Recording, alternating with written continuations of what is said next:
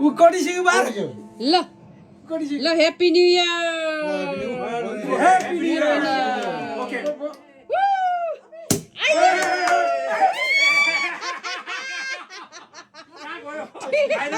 ठिक छ भाइले नुहाउनु पर्यो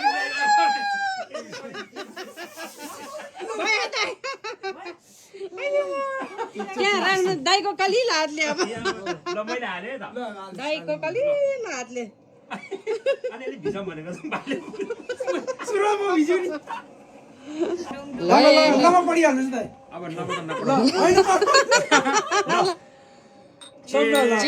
Cheers! 25 लाई बाई बाई 26 लाई वेलकम गर्दै ह्याप्पी न्यू इयर